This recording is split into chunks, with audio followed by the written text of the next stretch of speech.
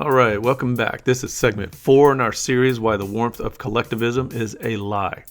So far, we've talked about the biblical frame, Jesus isn't a socialist, and then we went into history with Pol Pot and Stalin.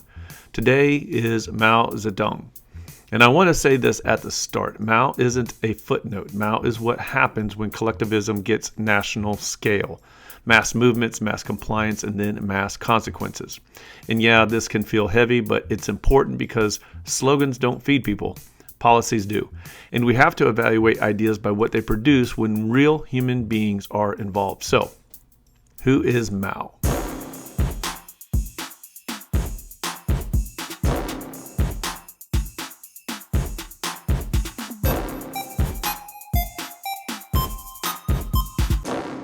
Mao Zedong was the founding leader of the People's Republic of China starting in 1949, and he remained the defining figure of Chinese communism for decades.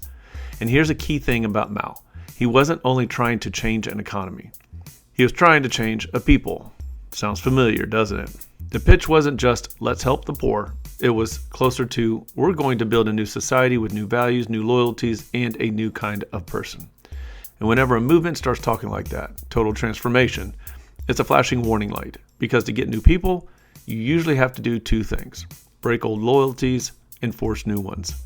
That's why Mao's biggest projects weren't just policies, they were mass campaigns, emotional movements, total participation events. This is the kind of warmth that isn't just economic, it's moral, it's total. Let's start with a campaign that should be studied by anyone who thinks central planning is just a different preference. Late 1950s into the early 1960s was the Great Leap Forward. The basic idea was rapid industrialization and collectivization, reorganizing rural life into large communes, and pushing production goals that were, honestly, detached from reality. There were even these backyard furnace initiatives, encouraging people to melt down metal to boost steel production. Now, I'm not saying that to mock people. I'm saying it because it captures the mindset. We can outwork reality, we can outorganize nature, we can plan our way into prosperity. But crops don't grow better because the government feels confident. And what happened during that period was catastrophic famine. Now, exact numbers are debated by historians and estimates vary widely. Some say tens of millions, some say higher, but the broad agreement is a massive famine occurred and millions upon millions died. And that's not bad luck. That's not a rough patch.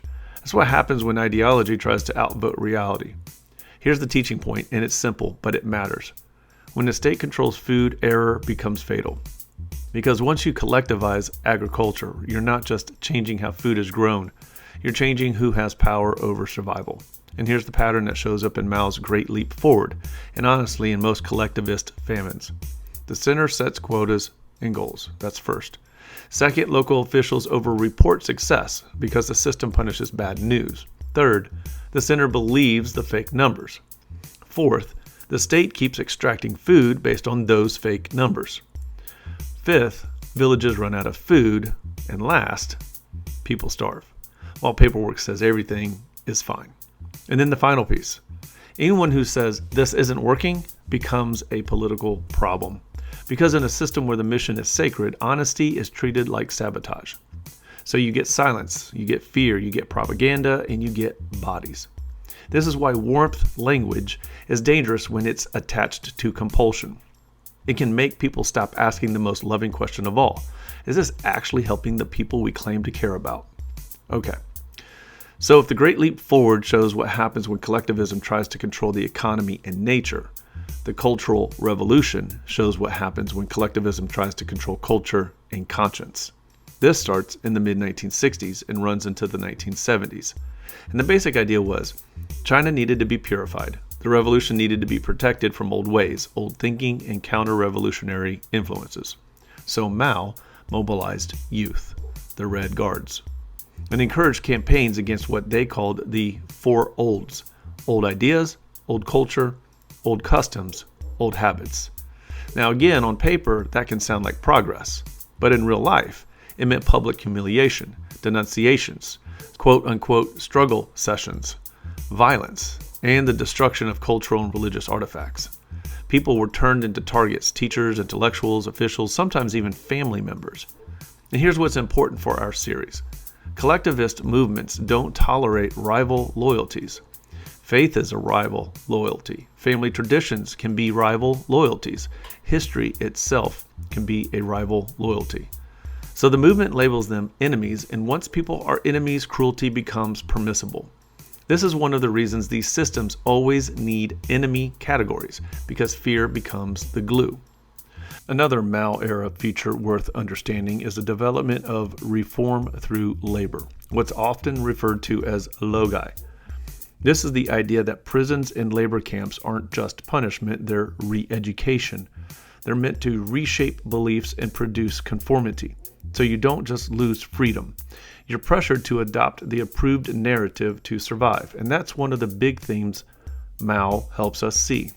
Collectivism doesn't only centralize resources. It tends to centralize truth. And once the state is the final authority, truth becomes whatever the mission needs it to be. So what does Mao add to the pattern we've been tracing? Pol Pot shows you the brutality of year zero in miniature. Stalin shows you how the collective good becomes a justification for purges and prison systems. Mao shows something else really clearly. Stalin shows you how the collective good becomes a justification for purges and prison systems. Mao shows something else really clearly. Collectivism doesn't just seize property, it tries to seize reality. During the famine, reality is written through false production reports. During the Cultural Revolution, reality is rewritten through denunciations, coerced confessions, and terror. And through re-education systems, reality is rewritten by forcing people to speak the approved words until the approved words become survival. So when someone sells collectivism as warmth, Christians need to hear what's underneath. Warmth that requires compulsion isn't warmth. It's what we've said before. It's a furnace. And when compassion language is used to shame questions and silence dissent, that's not kindness, that's control learning how to sound gentle. Let me say this carefully because I want this series to be fair. This episode is not saying that caring about poverty equals Mao. This episode is saying when you hand ultimate authority to a collective mission, when you treat the mission as sacred, people become expendable, truth becomes negotiable, and coercion becomes compassion. And Mao is one of the clearest historical examples of that. So as Christians, we can keep our hearts warm and our minds sharp. We can be radically generous without surrendering our conscience to a political salvation story, because the gospel offers a different kind of warmth, one that doesn't require compulsion and doesn't need to rewrite reality to survive.